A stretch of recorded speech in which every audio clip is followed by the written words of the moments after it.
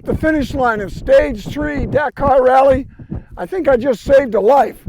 We had a local coming straight up the hill on the race course and got him out of the way right before a buggy came through at a high rate of speed. Woo! I bet that's not the only time that happens, because this rally covers all of Saudi Arabia, and it's not very controlled from a spectator standpoint. In fact, not controlled. So we're in the second half of what was the marathon stage, they called it, because the racers were all going to camp out and be on their own overnight with no service trucks, no spare parts except what they carried with them.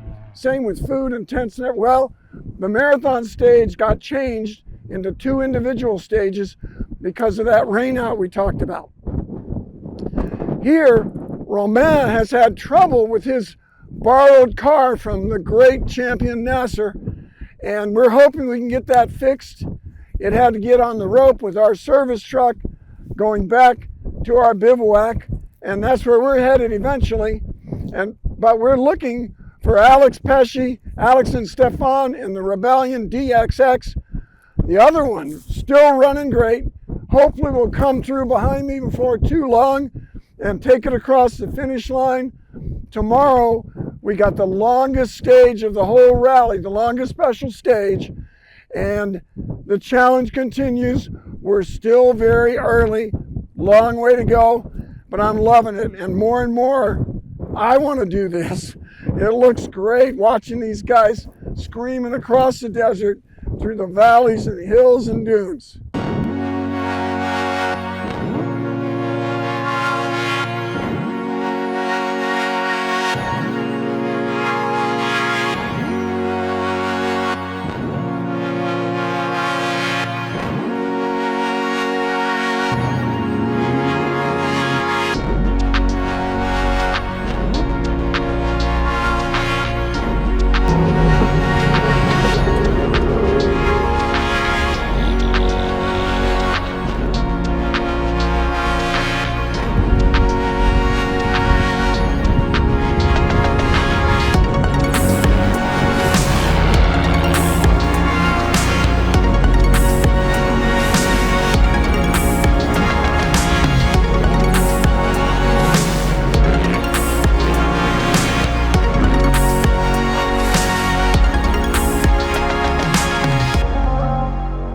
Our day was quite a good start in the special.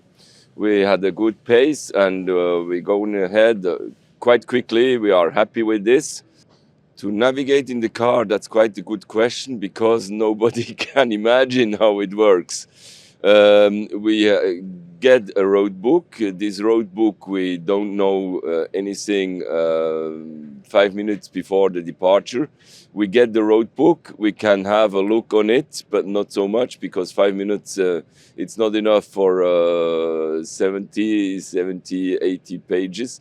So you just take the first 10, 20 kilometers and it works like this. You have the announcement, we're on a track, follow the track. In 500 meters, there is an Y, you take the right, and you have a cap of the exit of 30 degrees, turning over gently to 45 on 500 meters.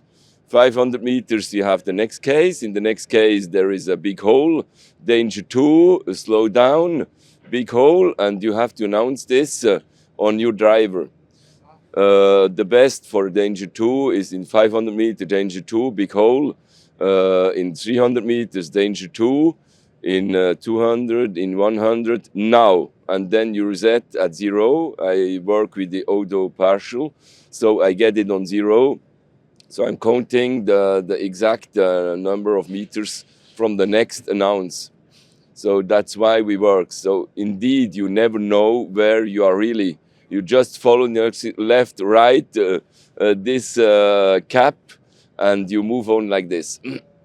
Yeah, in this rally, I find they are quite good. The dangers are in the right place, and also in proportions they are right. We have a danger 1, a danger 2, and a danger 3. Danger 3 is the worst one, and we have quite to be at very low speed, 5 kilometers per hour, something like this. You stop quite the car.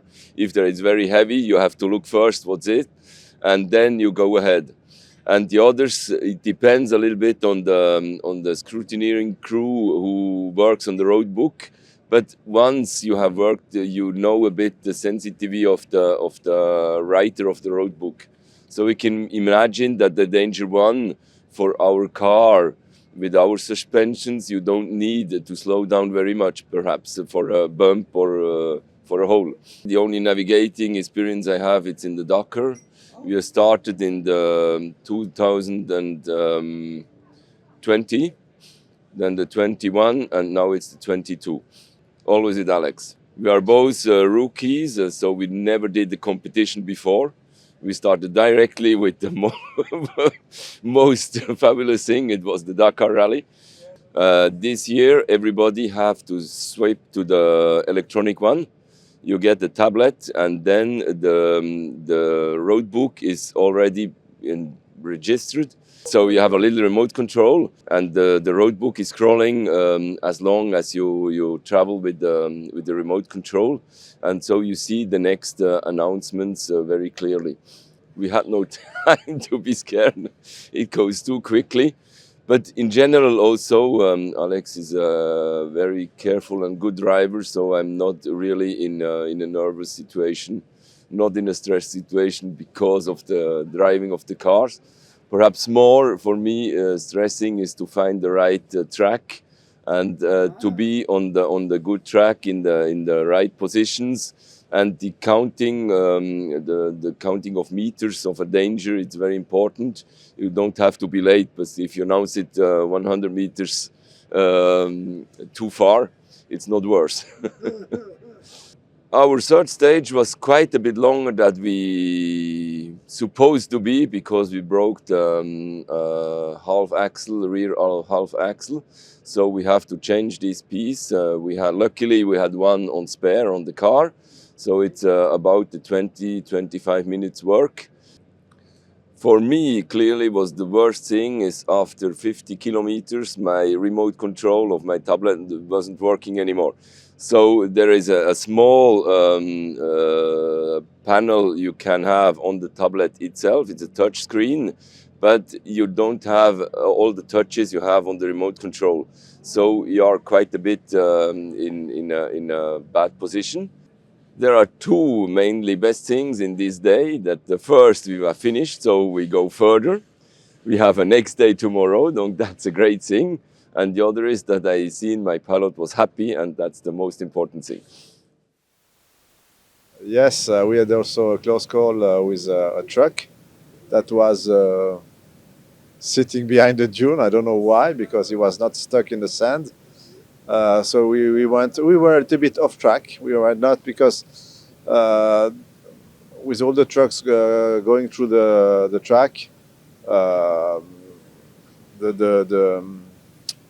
the sand is really moved. And we try sometimes to go a little bit outside to have a better grip. So I went a little bit outside, and behind the dune, I found this truck that was waiting, I don't know what. And we had to brake quite hard in descent to not to hit him, but we finished maybe a few inches from the truck. And then he went off, and we followed him. Only blind crash, so we don't know what's behind, and it's a very good safety measure. Sometimes people that did a roll on the other side of the dune, they go up the dune and they put the sand plate or helmet and so on, so you know. That was in the past. Now, but they still do it, because today one guy did it. But plus you have this safety button that it's very useful. Fun tradition. Yes, well, it's a tradition we initiate when I first did the Dakar 3 years ago, and he volunteered to do that to wish me luck. So since then we continue every night to cut a little bit of his hair. And one thing I remember last year I did not finish, so I rolled the car. And I remember the night before, it was not me who cut his hair, it was Nasser.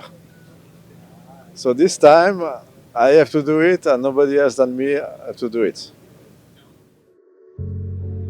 Day 3 is in the books of this incredibly challenging rally. That means we're about 25% of the way through. We've had our adventures. You heard straight from the horse's mouth. It was a good day for the DXX Rebellion car. For Romain in the Toyota that was borrowed, tough day. They're working on the car. We're not sure it's going to be able to complete the rally. So cross your fingers, people. Tomorrow, the longest stage of all. We're going all the way to Riyadh, where we'll be bivouacked for 3 days as they do loop stages going out and back into the Riyadh area as this great drama continues.